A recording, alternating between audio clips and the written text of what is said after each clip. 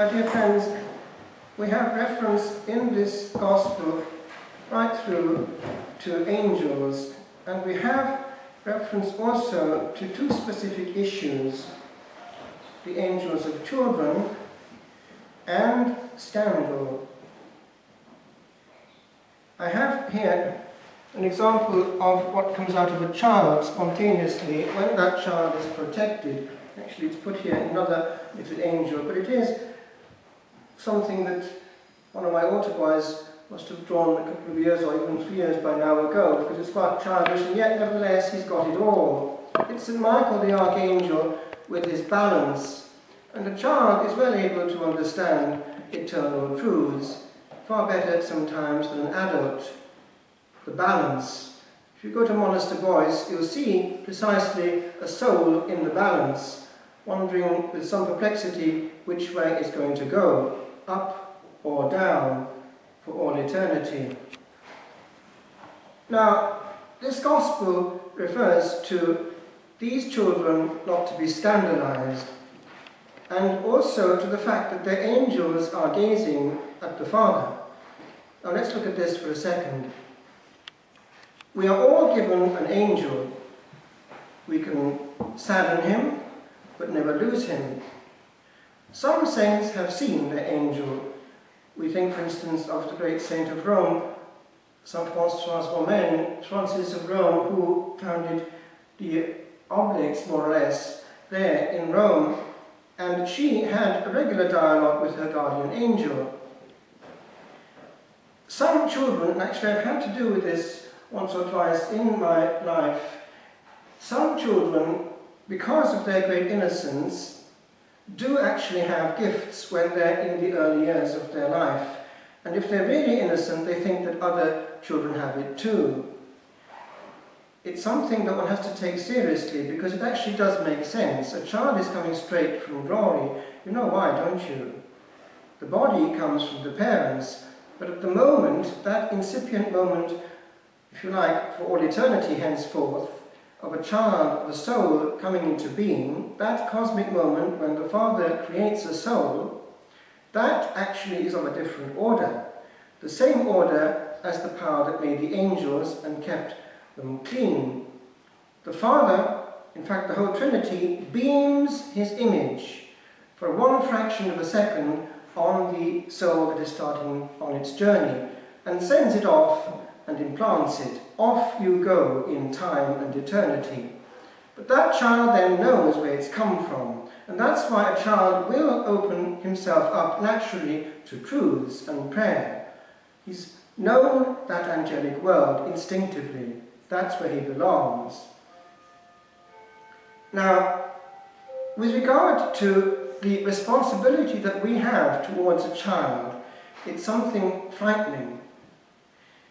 This question of scandal, already it was there when the Lord was speaking, because there are bound to be people who, e.g., use bad language in the presence of a child and therefore influence that child.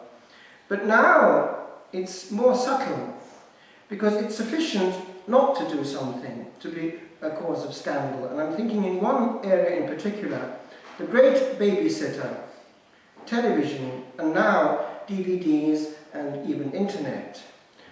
It's good for keeping a child quiet, so there he is, even for long hours before a screen. But we don't realize that if that screen is not carefully monitored, that child is perhaps close to the jaws of hell. Look carefully at what some of the children even are watching and the games that they're playing. It's not as it was when we were children. You've got demons and dragons and bashing people's brains out and all the rest of it now. Suggestions that the norm is the ugly and the violent and the aggressive.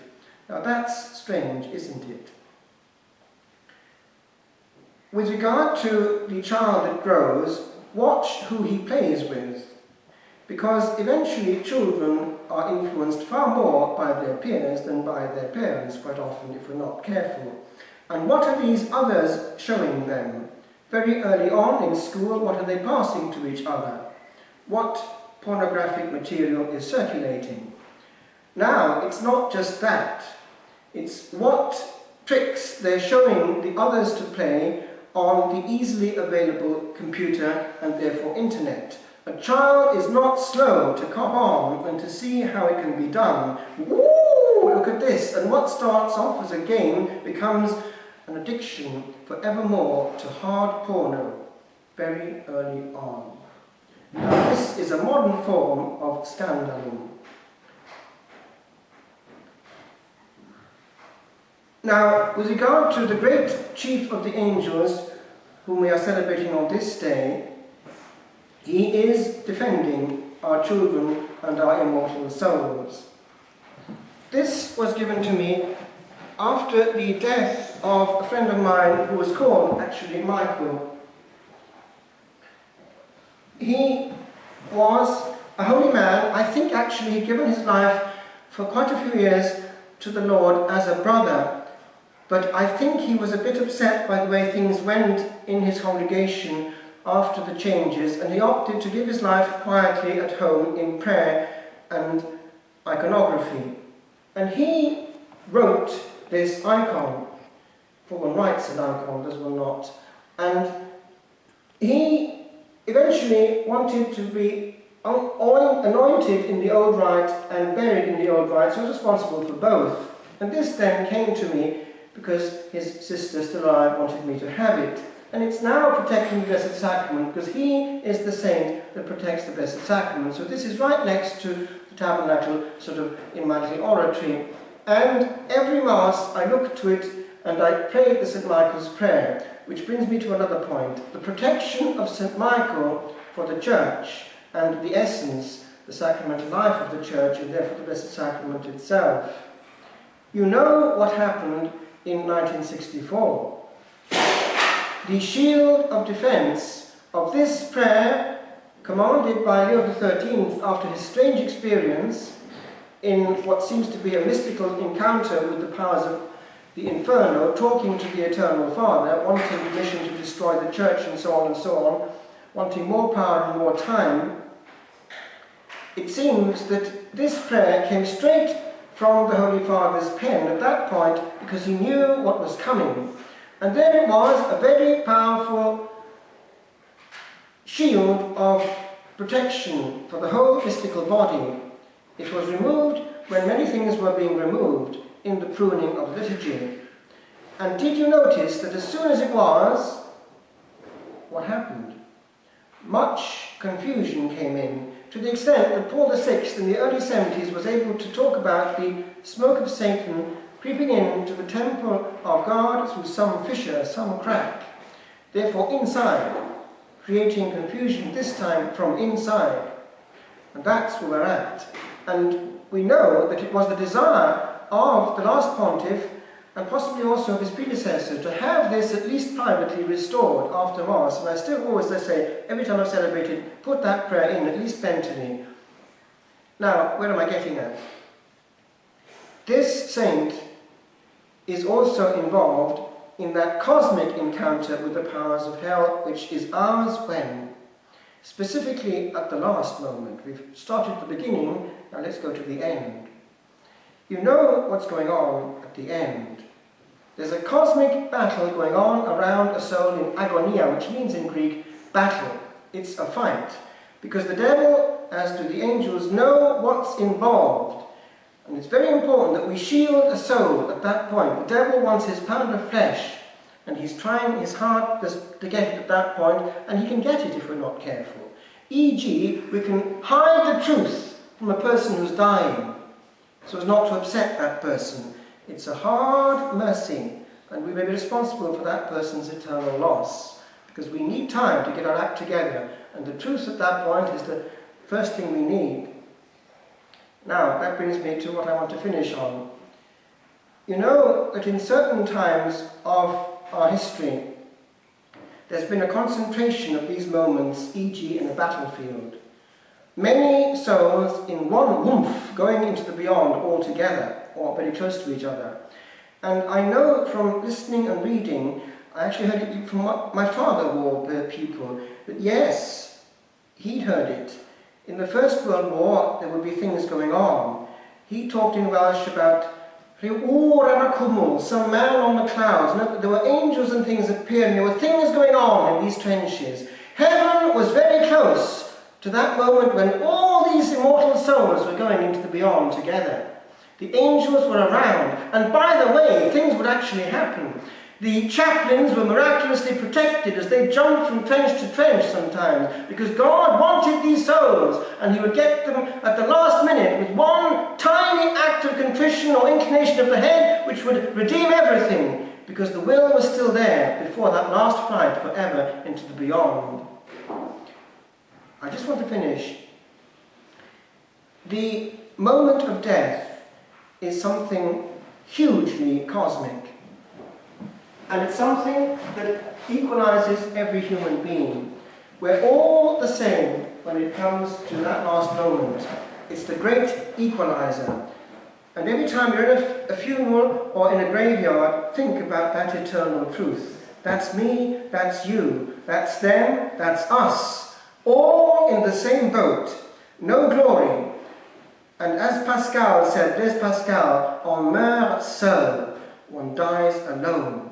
And he was speaking in a French context where dying was a whole ritual, where you said sorry to the family and they were all there. On meurt seul. And it's the experience of every soul stripped of his body. Out it comes, nuda cruda, naked.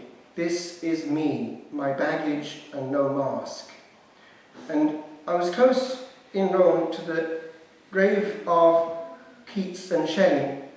And these, of course, would have been Protestants. That's why they're in that graveyard. And I thought to myself, a short innings in the case of Keats, 26 years. And we don't know how long we've got. But he too was starting on that voyage, alone and in the dark. I just finished with this, which actually brings tears to my eyes, because you know what happened to him. He was a medical student, and he was treating his brother, who had TB, the great killer.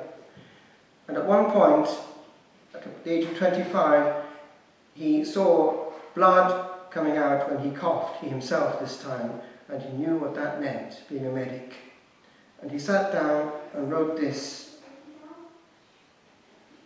When I have fears that I may cease to be, before my pen has gleaned my teeming brain, before high-piled books in charactery hold like rich garners the full ripened grain. When I behold upon the night's starred face huge cloudy symbols of a high romance, it means the one that he never married, and think that I may never live to trace their shadows with the magic hand of chance. And when I feel, fair creature of an hour, that I shall never look upon thee more, never have relish in the fairy power of unreflecting love, then on the shore of the wide world I stand alone and think till love and fame to nothingness do sink.